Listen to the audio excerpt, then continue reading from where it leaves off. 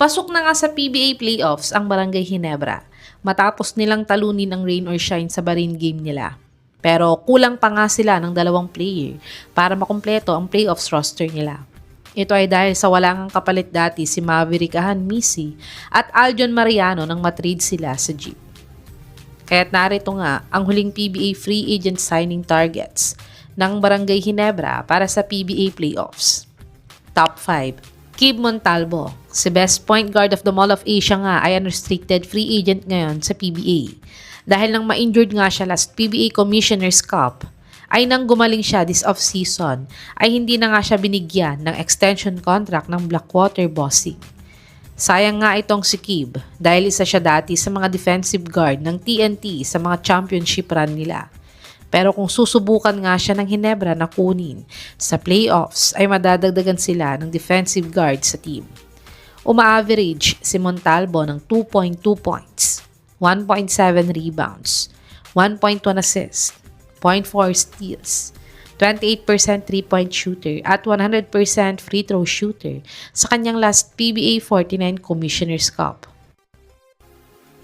Panoorin natin ang isa sa mga best basketball game highlights ni Kib sa kanyang PBA career.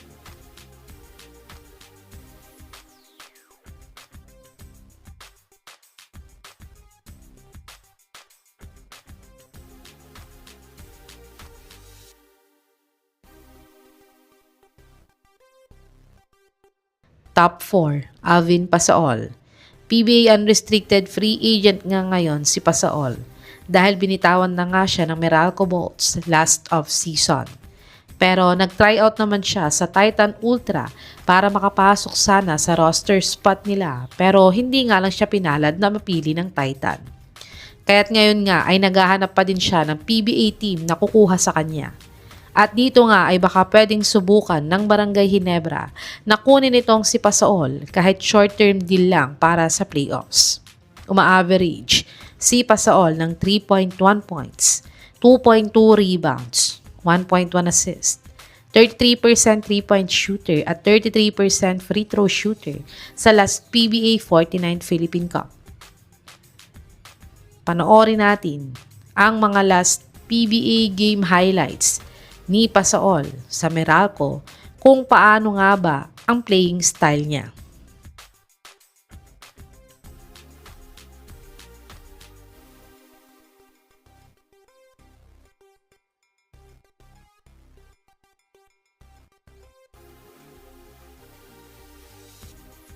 Top 3, Aldrich Ramos. Si Ramos nga ay former player ng Terra Firma Jeep.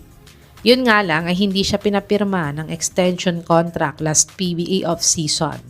Ito ay dahil mas pinili nga ng Jeep ang mga mas batang players dahil mas mura daw itong bayaran kaysa sa mga veteranong players ayon sa isang PBA retired player na naglaro sa kanila. Kaya't sa San Juan Knights na lang siya naglaro last MPBL 7th season. At ngayon nga natapos na ang season ng MPBL ay naghahanap na nga siya ng bagong team ngayon sa PBA. Pwedeng ang subukan ng Ginebra itong si Ramos dahil stretch big man nga siya. Uma-average si Ramos ng 6 points, 3.3 rebounds, 1.1 assist, 0.4 steals, 0.6 blocks, 33% 3-point shooter at 90% free throw shooter sa kanyang 2025 MPBL 7th season. Panoorin natin ang mga huling PBA highlights ni Aldrich sa Terra Firma Jeep kung ano nga ba ang maitutulong niya sa Ginebra kung sakali nila siyang makuha.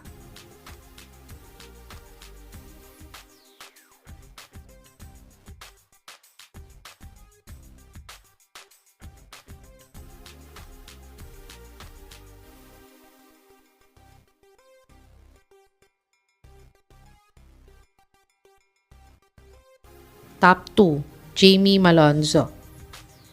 Si Malonzo nga ay restricted free agent ngayon sa PBA at nasa may Ginebra pa din ang PBA rights niya bago siya pumunta sa Japan B-League. At currently nga ay naglalaro siya sa 33rd SEA Games para sa Gilas, Pilipinas. Pero nakikipag-usap na nga siya ngayon kila Boss Al para sa possible PBA comeback niya after ng Gilas stint niya sa SEA Games. Yun nga lang, ay wala pa ding updates kung makakabalik siya sa Barangay Ginebra ngayong PBA playoffs.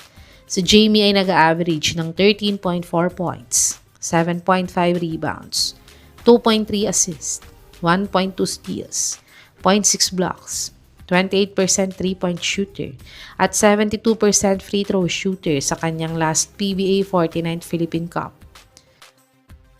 Panoorin natin ang mga best game highlights ni The Space Jam last PBA 49th season nang nasa may Barangay Ginebra pa siya.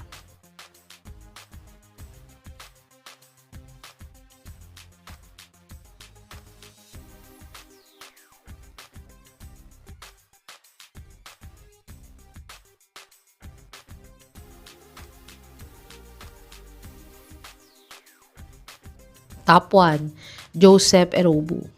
Si Erobu nga ay nahabol matrade ng Magnolia sa Terra Firma Jeep sa mismong trade deadline. At future draft picks nga lang ang pinalit ng Terra Firma Jeep sa Magnolia.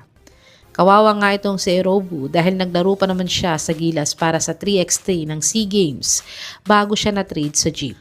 At pasok pa sana siya sa PBA playoffs kung nasa may Magnolia pa din siya. At ang masama pa nga nito ay wala nga siyang nakuhang medalya sa 33rd SEA Games. Pero ayon nga sa source na to ay balak daw i-waive ng Terra Firma Jeep itong si Joseph Erobu bago ang PBA playoffs dahil sobra-sobra na sila sa players ngayon. At ang Barangay Ginebra nga ang pinaka-interesado na kunin itong si Erobu kung mawi-waive siya ng Terra Firma Jeep bago ang PBA playoffs. Si Erobu ay nag-average ng 3 points, 1 rebound, 0.6 assist, 40% 3-point shooter, at 100% free throw shooter sa kanyang PBA 50th Philippine Cup. Panoorin natin ang mga best game highlights ni Erobu sa Magnolia kung magiging fit nga ba siya sa sistema ng Barangay Ginebra.